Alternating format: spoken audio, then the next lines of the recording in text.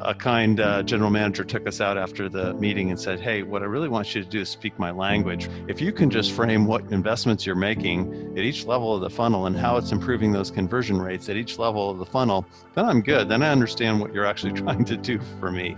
Otherwise, you're kind of hand waving around all these programs you're doing, but I don't really get how it's going to help my business. Welcome to Real Creative Leadership, a place where creative leaders can find insights and practical guidance on the day-to-day job of being a creative leader. We focus on real issues, topics, and insights of creativity in the business world.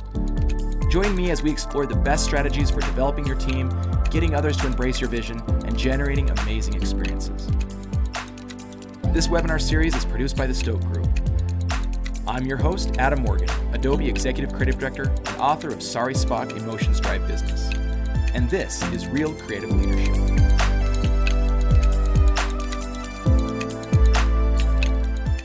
Today, I'm delighted to speak with John Knightley, CMO of BlueJeans. And today our topic is going to be how to speak khaki with BlueJeans.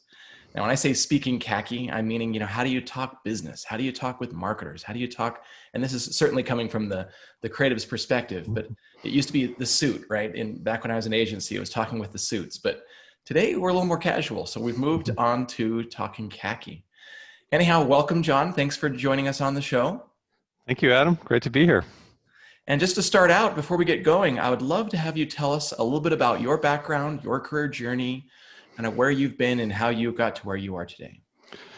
Sure. So I've been in marketing for 20-ish years, in high tech mostly, software companies, enterprise SaaS companies, as well as large, multinational type of tech companies as well. So I worked at your company, at Adobe in the past. I did startups and I did companies like HP and so forth before coming to BlueJeans.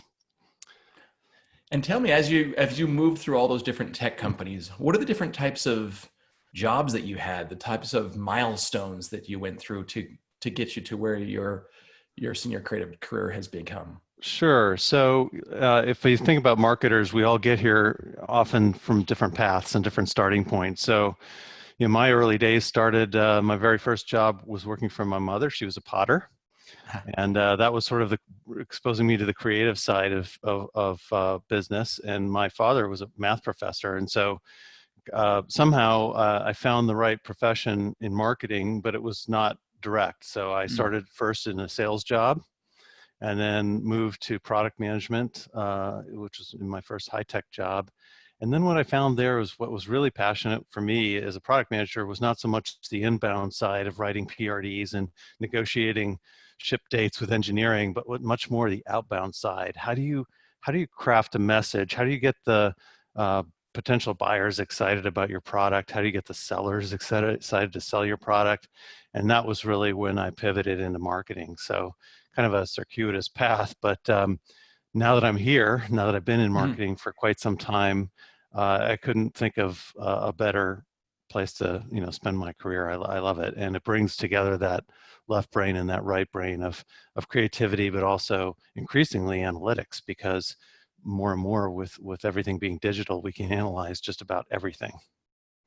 It's very interesting, some of the things you mentioned, because from my experience, most creatives also have a very windy path. Like even getting into advertising or marketing in general, I think some of us think, oh, we're going to become a lawyer, or maybe I'm going to, change the world in another way. And then I end up in advertising because it just fits. It clicks all those boxes that you're looking at. You're, both the creative left brain and right brain and analytical sides. I think that's very interesting. And tell me, because something you also mentioned is messaging. I think that's a big moment of where marketers and creative work together is on the storytelling. So tell me about your experience with messaging. What was that learning path? Sure. So, I guess one of the things that's always great as a marketer is when you feel like whatever message or story you're crafting resonates with a customer. And so I always found that one of the things that was most important as a marketer is to get with customers or prospective customers and understand what their journey is looking like, walk a little bit in their shoes, understand whatever the problem is that your product or solution solves, uh, how do they vocalize, the issues or pain points, we always like to say, Mm-hmm. around what they're, what's keeping them from success there, and how can we help? And so I think creatives tend to be really good at visualizing and thinking through that experience piece. And increasingly, um, the message is part of it, but you've got to be able to understand, well, what's the problem that someone's trying to solve? What are the barriers? How does experience factor in? And then that helps, I think, craft a message that resonates. That's also interesting you mentioned. So creatives and marketers are both focused on telling these stories. Mm-hmm. You were saying like the creatives are going to focus on the visual or the emotional, storytelling, and you're going to focus on, all right, more of like how to, deeper understanding and insights of the audience, and really, what are they trying to get at, their pain points, all of those things. Mm-hmm. I mean, it really is two sides of a coin, right? And so often these relationships between creative people and marketers it can be tumultuous at times, Right. let's say. But how talk to me about some of your working relationships with creatives, and what are some ways that you all work better together? Sure. So, I mean, I just find that the most important thing is kind of getting a shared understanding of what we're trying to achieve.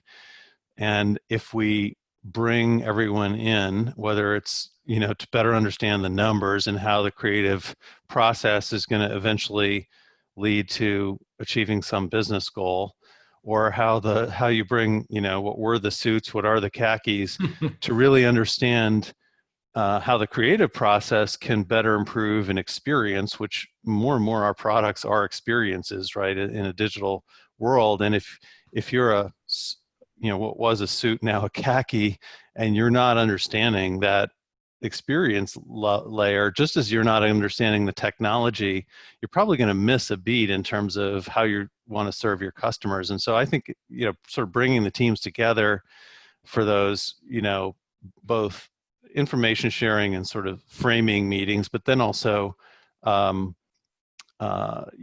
reporting out on progress together is really important. That said, I've been in meetings where the business person who's leading that meeting goes through numbers every time. And that's a really, while it could be important as a grounding principle, it can also sort of lose your audience, especially if people aren't, that's not how their brain works. And so I feel like a good leader, a good khaki really needs to try to understand, where his or her creatives are coming from, as well as where the tech team is coming from, and be able to translate, and also make it more than just about the numbers, because it typically is more about than just about the numbers. I love what you're talking about, because what we talked about on a session before is that both sides need to learn to speak the language of the other Mm-hmm. side, right? Mm-hmm. Creatives need to learn to speak khaki, and khakis need to learn to speak creative. And tell me, why is that so important? Like, you mentioned a few things, but tell me a little bit more, like having the, not just understanding each other, but what is it, what are the outcomes if you both can really speak each other's language? Sure. So, if the boss or the khaki can explain the business goal, and then similarly explain or understand what the creative process might be to deliver on a great experience that helps achieve that business goal. I mean, let's take something concrete. Let's say, hey, we don't think our conversions are going too well in our e-commerce store, right? So the business person can lay down the numbers. Here's what we thought we were going to achieve. Here's where we're actually achieving. There's a gap. Okay, that's great. But bringing the creative brains into the process to start to think about, well, what might be going awry with our customer experience? Are we putting unnatural barriers in front of customers to research, try, and buy our products? How can we improve that experience? The business person is going to maybe come up with insights they didn't have before. The creatives can see how we still have a problem that maybe their brains are more attuned to solving, whether it's getting emotional resonance with the customer to want to learn more, or whether it's, hey, we're making the process unwieldy for them, right? Hmm. So I think it's getting on that same page. Yeah, my analogy of that is just that it's almost like the two halves of the brain coming together, right? When Mm-hmm. you're bringing together logic and emotion. where it's the, you know, the numbers and the goals and the metrics and everything that you need to do from a marketing perspective. And on the other side, the creative is really about, like you said, those experiences, those emotional, and who was it? Brian Solis said a great definition of an experience is an emotional connection to a moment.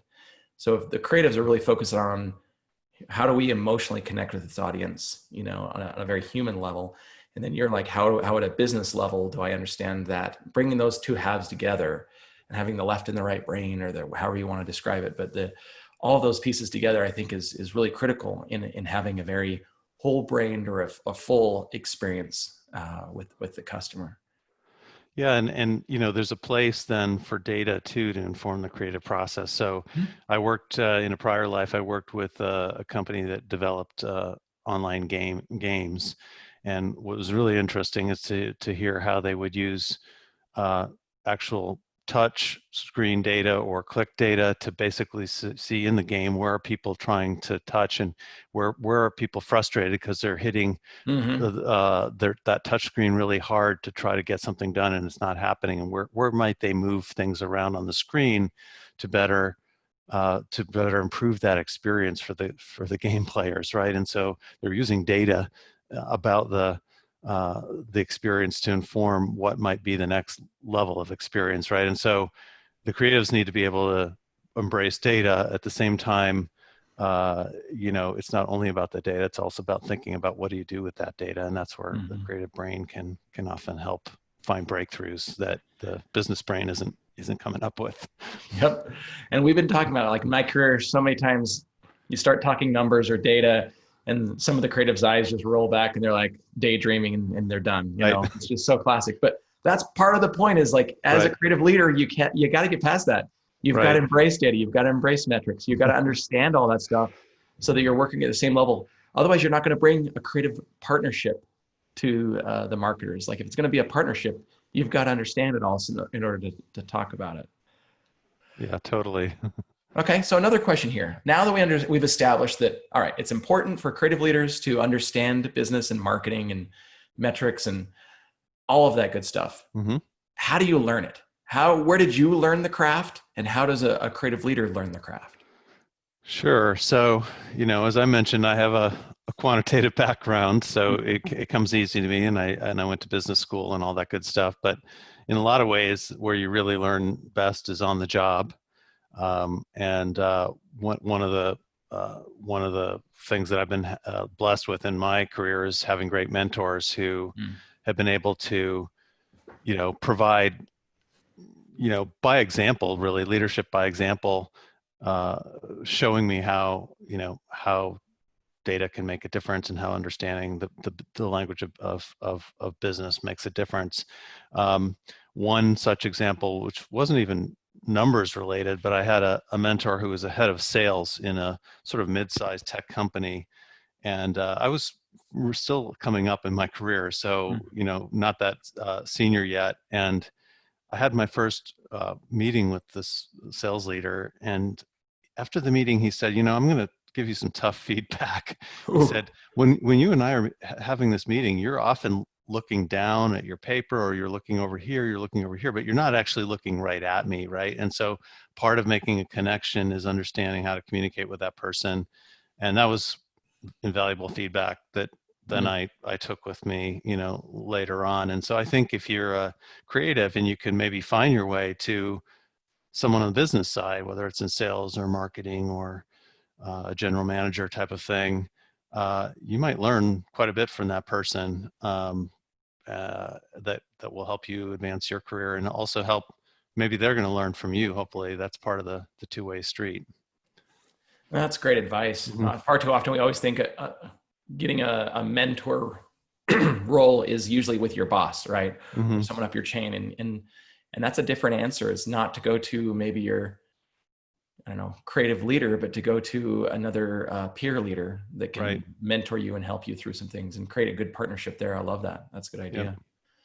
I mean, there are other ways that I found when people don't have that opportunity. Maybe they don't have a good example in their company, or maybe they just don't have that kind of access, is to still, like, there's so much to learn out there. You could go to podcasts like this, or you could go to, you know, books, I've always talked about if you want to lead, you have to read. So, for me, books like Positioning, Mm-hmm. back in the day by Trout and Reese, or other books that talk about marketing strategy are really critical. Any books that you could recommend that are in Sure. I mean, marketing?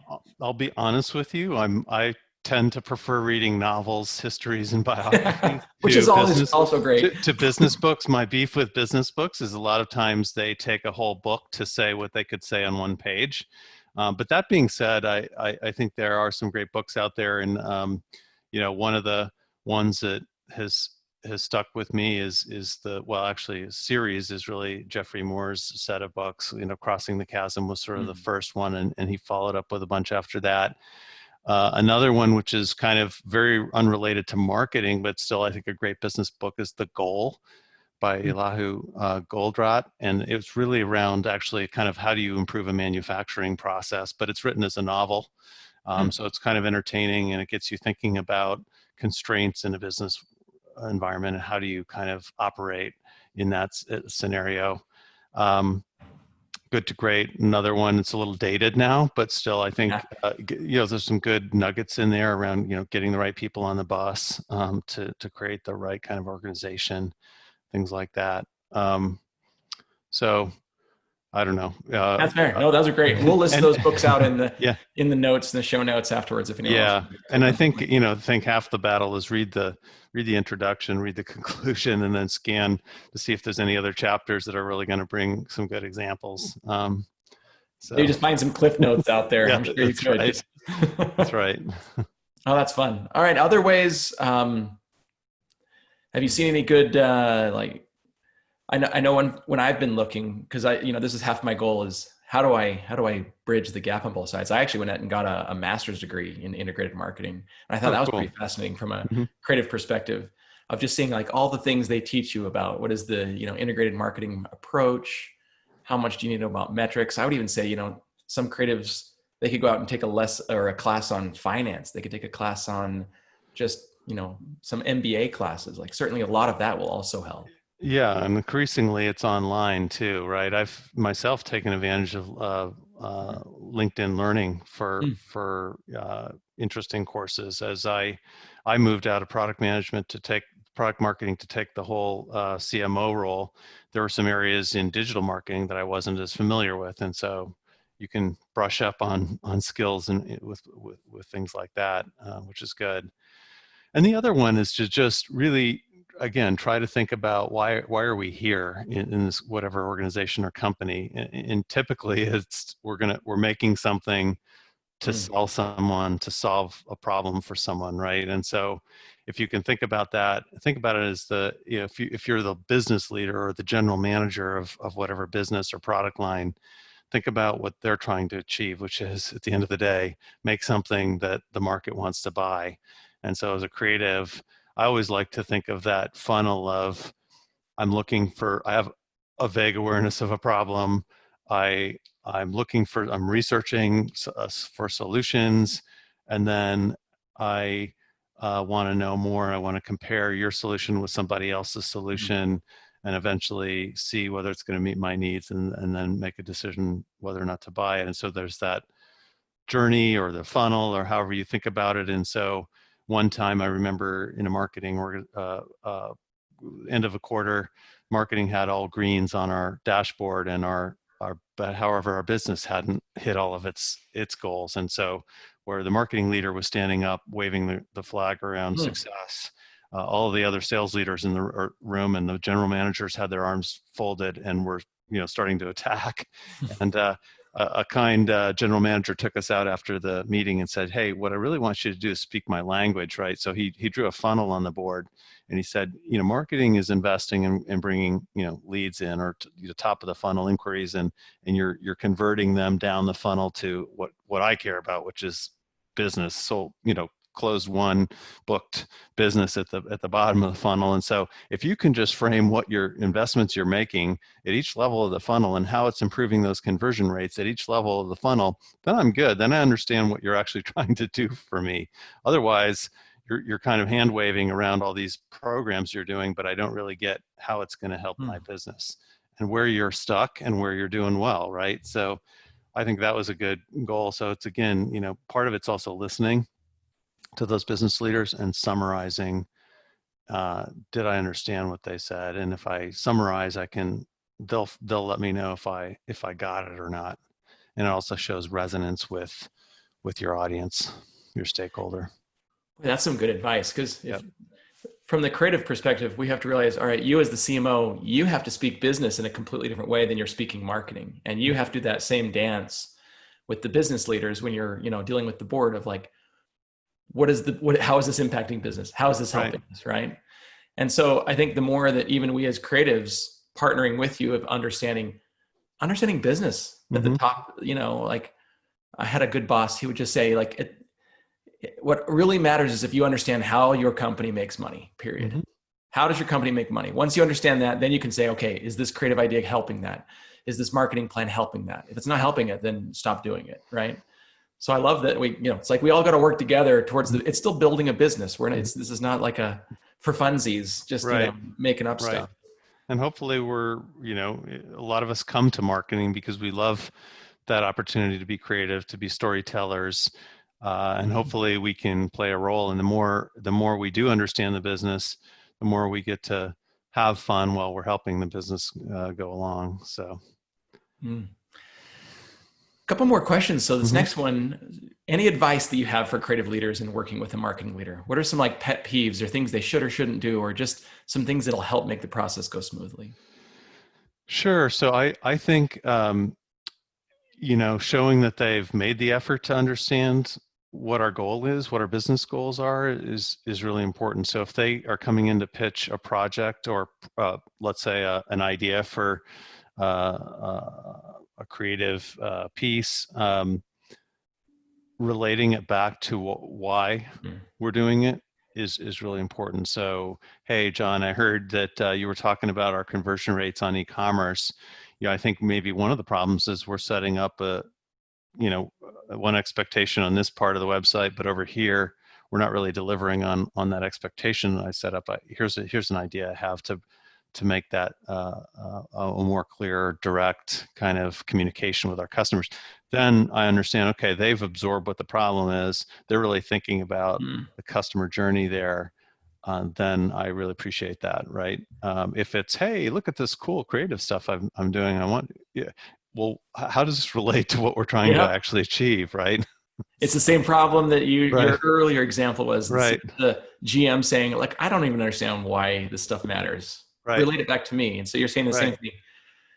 And it's not right, just I think part of that's just good selling. Like, here's right, why it comes back to your strategy. Here's why it right. comes back to your goal. Here's why it's, this is what we're doing to help. Yeah, you know, in a way, even internally, when you're creative, you're selling your idea, right? You're selling, just as the sales team that you support has to go sell your products or services out in the marketplace, and so really understanding what are we selling, what's that problem we're solving, or why are we, what is that person's need that we're trying to you know, fulfill, right? So if it's the CMO you're pitching, understand what they're trying to achieve. As we come to the end Mm-hmm. here now, here's Yep. an interesting question. So, as you spoke about it in the beginning on your career, which Mm-hmm. is you came from product marketing and just traditional, lead gen, all of that good stuff. And it seems like many CMOs do come from those backgrounds. Mm-hmm. But as we're seeing more creatives, break off and start a company, be the Mm-hmm. CEO, have you seen many creatives rise up to be a chief marketing officer? And is that possible? I really think it is possible. In fact, I think it's as we've shifted, as our economy has shifted from one of products to one of services and experiences, right? In a way, this could be the age of the Mm. creative leader, because experience is really the thing that kind of separates, or differentiates your physical product if you're in a physical industry, whether it's automobiles or something like that, and certainly if you're in software, or even things like financial services, where boy, at the end of the day, you could say it's very commoditized what you're delivering. So you better wrapper that with an experience to show something different, right? So I think the opportunity for creatives has never been more real or present than it is today, right? So I think it's a heady time, but again, to if you want to become, if that's your aspiration, right, to lead, to go up the chain, if you will, then you do still have to master the other side of the equation, which is, okay, I've got one leg in my khakis and one leg in my, well, I don't know, jeans. And at BlueJeans, we're all in jeans all the time, so it doesn't really matter. But you've got to master that, both sides of the equation. And I think creatives are well placed to do that. It's about breaking things down and thinking about how do I get someone to emotionally resonate with what my product is, and how do I test that that's working? And that brings in the numbers side. And then how do I do continuous improvement around that? And then how do I communicate to the rest of the organization that really needs to hear it in their language, right? So if you're creative, you should be good at thinking that through and solving those. Yeah, problem solving. That's really what it is, right? Yes. Oh, that's so good to hear. Just because, it's funny, like as a creative moving up, kind of your career path, when you become a creative director, it's really all about, can I understand good writing and good design and good videography and good, UX and all of those disciplines. You have to learn it all. And now we're saying, you don't have to cap out just as, creative director. You could keep moving up by learning more skills the same way you did before. Learn about metrics, learn more about finance, learn more about, marketing goals and plans, and keep working your way up. There's no stopping you. But today in the age of experience, like you said earlier, this could be the era of creativity, which is awesome. That's right. I love hearing that. That's right. Design thinking, permeates, all elements of the business now, right? Or at least should. And the best companies out there are doing it relentlessly, right? Oh, that's awesome. Well, John, thank you so much. We're at the end here, and I want to thank you personally for joining me on Real Creative Leadership. This has been a delight to hear your perspective and hear some of your personal stories. It's been fantastic. Adam, I really appreciate being with you, and it's been a fun chat. Excellent. Well, thank you everyone for joining us here at Real Creative Leadership. If you're listening to this via podcast, we encourage you to subscribe, share it with your friends, share it with all of your marketing partners as well as your creative partners, so they can learn from John's experience on what we can do to become better partners with creative and marketing. I really appreciate that. And thanks again. Join us next time. We'll continue this journey of trying to learn more about how to become better creative leaders. We want to thank Stoke, who made this possible by doing the production on this show. I want to thank John and all of you for listening. We really appreciate all of you for joining us. Here are some of the places you can find us at realcreativeleadership.com, or you can reach out to the Stoke Group or find me on my website, adamwmorgan.com. And John, how can they reach you if they want to get in touch with you? Come on over to bluejeans.com and I'm there, and you can also always find me on Twitter and LinkedIn as well. Excellent. All right, thanks again. We'll see you all next time. Thanks for listening to Real Creative Leadership. I'm your host, Adam Morgan, and this series was brought to you by the Stoke Group. For the most effective marketing, use both sides of your brain to align your strategy, creative execution, and analysis. Connect with the Stoke Group for help designing each step of your marketing plan and creating a coherent vision. Visit thestokegroup.com to learn more.